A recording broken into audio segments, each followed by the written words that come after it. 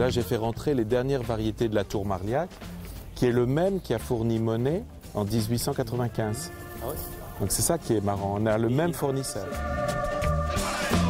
Ici, ça s'est fait sur une opportunité, c'est-à-dire que je vis ici depuis 25 ans et je me disais qu'il y avait quelque chose sûrement à faire de sensible, de bucolique.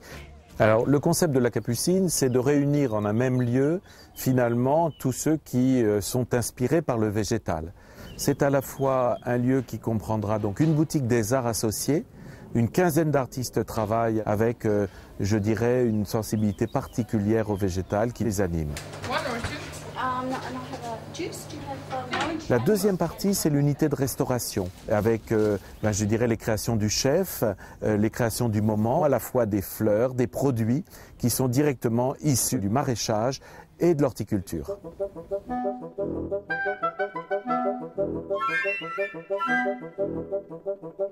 Il y a aussi, pour relayer ce travail sur la restauration, ce qu'on appelle le déjeuner sur l'herbe.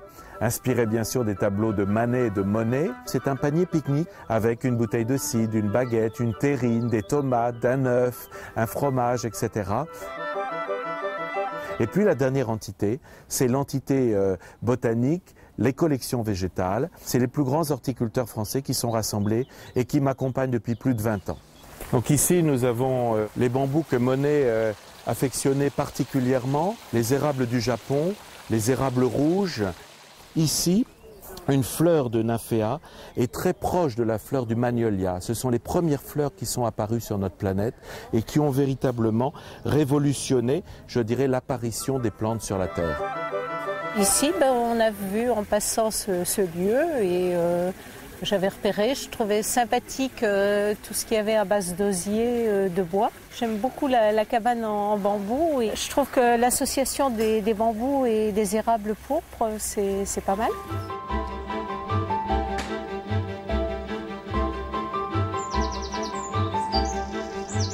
Les gens veulent, dans un pôle touristique, comprendre ce qui se passe, pouvoir venir en famille, pouvoir se poser dans un jardin, pouvoir découvrir finalement les éléments du terroir. Tout ce qui est ici, dans la Capucine, vient compléter l'offre actuelle. Le cadre est très sympa, c'est à la fois un jardin, ça fait boutique, ça fait un peu paillote sur le devant du restaurant, il y a une véranda, c'est plein de couleurs, c'est très joli, donc on s'est dit bon, le cadre est sympa. On s'arrête, c'est juste à côté du jardin, c'est impeccable. Nous sommes dans une histoire, nous sommes dans un village qui a plus de 1000 ans d'âge. Nous sortons du jardin de Monet qui lui-même est une histoire dans l'histoire. Et donc je me disais qu'il y avait sûrement quelque chose à raconter, une explication à leur donner pour que finalement leur aventure soit complète et qu'ils sortent du village en disant on a connu un peu de la Normandie, on a connu un peu de l'horticulture et du terroir français et finalement on a découvert beaucoup d'artistes qui dans le sillage de Monet finalement se sont inscrits et ont continué à créer.